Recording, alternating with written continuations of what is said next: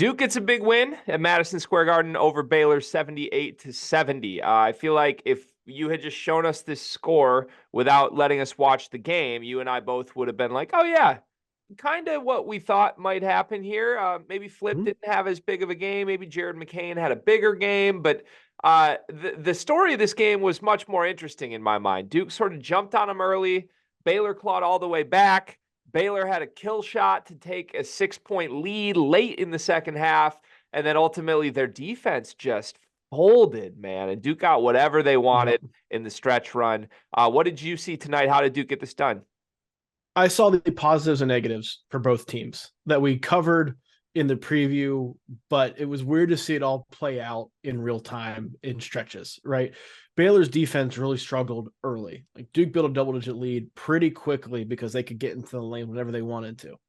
And then Baylor kind of fixed some things. Eve Missy really played a big role in that. He finished tonight with 5 blocks. Like he, to me, is the key for Baylor, is him anchoring that defense and being the guy that can really hold them down on that end of the court. Like that was huge. He got Filipowski off rhythm and really limited him when he was matched up on him. He was erasing perimeter mistakes that Baylor made all night.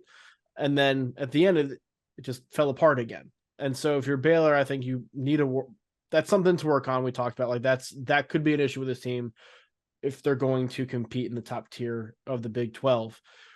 Now, if you're Duke, you won this game against a good Baylor team. May not be a great Baylor team, but it's still a good Baylor team. You did it without Tyrese Proctor and without Filipowski going off. Like that's huge. You had all 5 starters scoring double figures. You got your big game from Jared McCain that you needed.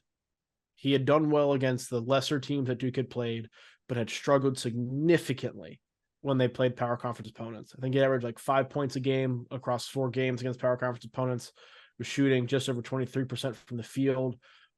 Tonight, he was great. He was Duke's best player, arguably, for stretches. He had 21 points on efficient shooting. I think he was 7 of 10 from the field, 3 of 6 from 3. Like that's the positive sign for Duke. Because if you get Proctor back, and even if Proctor is not who Proctor was going to be or who we thought he would be, but is who he has been, if McCain keeps this up, I think then it's time to like reevaluate Duke again. And maybe it's like, okay, well, then maybe they're closer to the team we thought they would be. Like that's having another perimeter threat, shooting threat in particular, like McCain is big. And I think it opens up a lot for Duke's offense. Yeah, McCain is interesting, man. He's very good, obviously. I thought he was the best offensive player on the floor tonight, and that's saying something when you're on a floor with Kyle Filipowski and with all the Baylor guards, Jacoby Walter, right? Like, but I think he does it really quietly. Like even tonight, I would call that like a quiet 21 point per. Like it never felt forced. It never felt like you were trying to get him the ball. It was all just within the flow of the action, and he's very smart. He's very good off ball. If you give him an inch of space, he's going to score from 3. So, like, he opens things up for Duke in a huge way. And I am optimistic that if there's one thing Duke can kind of take from this period that they're playing without Proctor, my hope would be it got McCain going a little bit in a way that maybe when Proctor is back, he looks like a different guy at the same time that Proctor is more on the ball again. I have a dangerous little question on Baylor that I'm almost afraid to ask, but it's big picture. It's big picture. Does the Scott Drew thing work? Is this working anymore? Is it working? Like I know they started 9-0, and the win against Auburn looks really good in hindsight. They have a win against Florida that looks okay. They didn't really play anybody besides that, and look. Like this obviously is one of the most fun teams to watch year in and year out. They're always good. But I kind of feel like that reputation of the really special team that had Davion Mitchell and Jared Butler keeps putting them more elevated in everybody's mind that watches and loves college basketball than they have deserved both last year and this year. Like the truth is, if you don't have like the best guards in if you just put replacement level guards in that system around a big with 4 guards, I don't know that it works. And I think we're seeing that this year a little bit. Baylor gets the benefit of the doubt without question. And you could argue that Scott Drew and this program have earned that. But I also think there is some substance to what you're saying. Not that Scott Drew has lost it or he's not a good coach or anything like that. But I think two things can be true. And I think both of these things are accurate. I think there is some recalibration that needs to happen after losing Jerome Tang. He was on your staff for 19 years. He led the defense. He had elite defenses. He leaves. Your defense has fallen off a cliff since he left. I think that is a legitimate criticism that needs to be figured out. Also, I think there was obviously not fool's gold with those three guards you mentioned with Butler, Davion Mitchell, Maceo Teague, like those guys, because they were excellent. They're NBA players. They're, won a national championship. But all those guys came from other schools. Mitchell and Teague came from mid-major, low-major schools and turned into superstars. And Scott Drew and the staff deserve a ton of credit for that, but you're not going to do that with everybody at this level. Like, you can find good talent there, but you aren't going to find superstars there all the time, right? So that then he's recruited well, and he's done this throughout his career at Baylor. And he had Keontae George last year. He's got Jacoby Walter this year. Like, he can still land those high end guys, but I do think the rosters that have been put together the last 2 years, or at least since the championship, haven't necessarily been mishmashed, but you've been relying on guys to play roles that it's kind of clear they aren't ready for or have the ability to handle because they haven't been developed, or the ceiling for them individually isn't there. Yeah, it just feels like I think replacement level is my word. It's just like we're just going to grab whatever guards are there and say, oh, we're going to be the fast-paced offense awesome team that doesn't really guard anymore, and we will have one big out there and nobody's going to be able to keep up with us because nobody has as many good guards as we do. But like like Ray J. Dennis, give him credit. I think he's been way better than I expected him to be this season. Jacoby Walter is a pro. He could be a top 5 pick in the draft. Jaden Nunn's just not that dude. I mean, to me, that's the worst guard that Scott Drew has started in 4 years. He's been in single digits 4 straight games. Langston Love's really inconsistent as the 4th guard right now.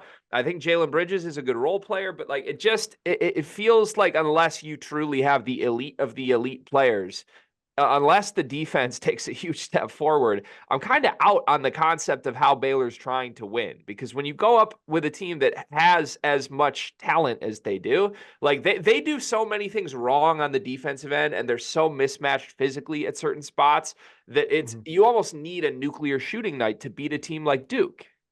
Mm-hmm. You do, and they've essentially assembled this roster for that, because there are defensive holes and things that you're just not going to fix. Like, there aren't a lot of high level defenders on this roster. Missy is somebody who can erase a lot of that and help a lot of that with his rim protection. And I think you're going to have to lean on him if you're Scott Drew and that staff to do that. But I also think that, like, it's okay that you don't have a national championship type roster.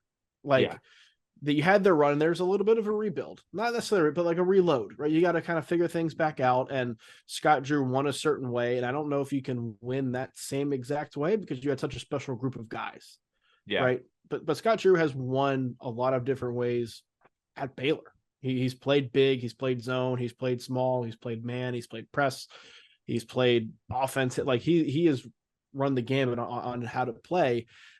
And I just don't think this roster has the guys. I don't think that's to say he can't get the guys in the future. He won't get the guys in the future. But because we have talked about Baylor as being at a certain level, I think now there's this shock of, oh, well, they're not that. And they haven't really been that.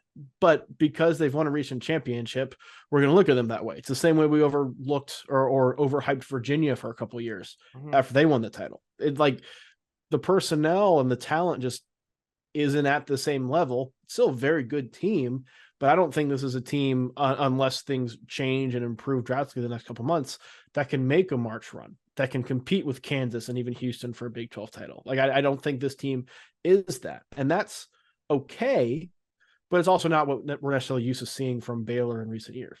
Yeah, the one that kills me is Cryer. Like, LJ Cryer went to conference foe that is going to be competing with Baylor for a Big 12 championship this year. And It didn't make a ton of sense to me at the time. I mean, both great systems for guards, but it sent out a little bit of a red flag signal alert to me of like, yeah, I don't know. Like if LJ Crier's not happy in the Baylor system where he would have been the go-to guy this year, what are we really doing here? So Duke, another hard question. I'm bringing all the heat tonight, Brian. That's good. That's good. Duke's 3-0 when Tyrese Proctor hasn't played a minute. In my opinion, it's the best 3 games they've played this season. They've risen from 20th on KenPom to 10th on KenPom in a week and a half. I assume he's going to come back soon. You know what I'm going to ask? Like, why do they look better without Proctor? They played 2 games against competition they should beat anyway, and then got a good Jared McCain game against the Baylor team who we just discussed how flawed they are. Okay. Right. Like I am not ready to totally jump ship and say that Proctor is a negative for this group. He has not been who we thought he was, and he has not been the player he was at the end of last season. I still have some hope that can be there, but I think what this has done, kind of to your point earlier, is it's forced other guys to step up that needed to and had not. And the good news for Duke is that we've seen that. McCain has stepped up. Foster stepped up. Mark Mitchell is now suddenly being productive.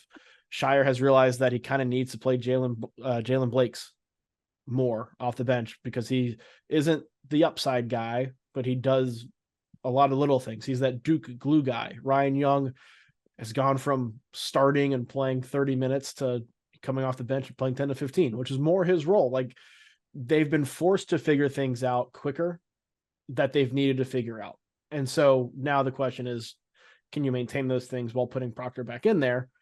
I think they can, but if they don't, then I have some serious questions about the Proctor thing.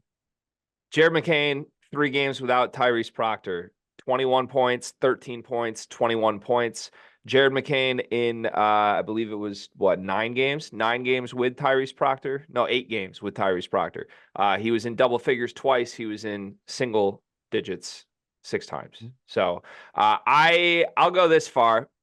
I won't say they're better without Proctor because even if Proctor has a reduced role in any capacity, he's a hugely talented piece that needs to contribute in some fashion for this team to win games.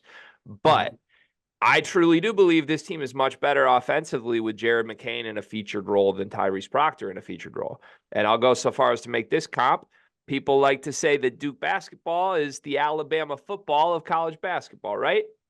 We once saw one of the most talented players in college football history get injured, come back, take a backseat to his quarterback protege, Jalen Hurts and Tua Tagovailoa, right? Now, Jalen Hurts was a much better college football player at times than we've seen Tyrese Proctor be in college basketball. But you talk about Ryan Young going to the bench and making some lineup switches. I would love to see Tyrese Proctor come back slowly and start off the bench and keep McCain in a featured role and see what happens if you can work him in and try and keep McCain scoring 20 points a game with Proctor just contributing in a more limited setup fashion. I think it would benefit everybody. Am I crazy? Am I not, Brian? You get the final word. I think somewhat. For Duke to reach its best form, Proctor has to be, I think, the featured guy. Because you mentioned McCain being more of an off-the-ball player. Like, there's no reason they both can't play together and play at a high level together. Proctor's at his best on the ball, making things happen. We've talked about this season, though, he hasn't been aggressive enough to try and force things to happen. He's been incredibly passive. If he maintains being incredibly passive, then that's a conversation to have. But I'm still holding out hope that the guy has not played, seen his team have success without him, and maybe more willing to do the things he needs to do that he may not have beforehand. For Duke to reach its best form, though, it needs both Proctor and McCain to play at a high level. And I think the way their games fit, that's on the table. Okay, that's fair. Yeah, don't kill me, Duke fans. I don't know what it is with me and Proctor, man. Like, I know he's such a gifted passer, and it sounds crazy to say, like, he's a ball stopper, but like, to me, he's the only guy that is a gifted passer that's also a ball stopper. Like he has tried to make it the Proctor show at times. He just kind of like dribbles the air out of the ball. And then when he is like late shot clock, he doesn't look to score. He's still looking to pass, but he wasted 15 seconds waiting for that. And it just, I don't know. There's something that do you know what it's kind of like when you play 2K in your My Career and you have the ball and there's like 2 seconds on the shot clock and you just pass it so you don't get a missed shot on your stats and your virtual coach gets mad at you. It's kind of like that. Yeah, and then Jared McCain misses the shot and he gets pissed and he ends up with a D- teammate grade. But then when you sim the games, Jared McCain gets the A+ teammate grade. That's where I'm at right now. All right, all in all, I don't think this is a needle moving thing for either of these teams in a huge way. Baylor is still a very talented basketball team, going to win a bunch of games. Duke certainly high ceiling, national championship level ceiling if they get it all together. That's Brian Rauf from Heat Check CBB. I'm GregWaddell from Sleepers Media. We got a bunch of other recaps from Wednesday night's action that are going up on the channel in the next few hours. So stay tuned for those. Subscribe to Sleepers Media so you can see them all.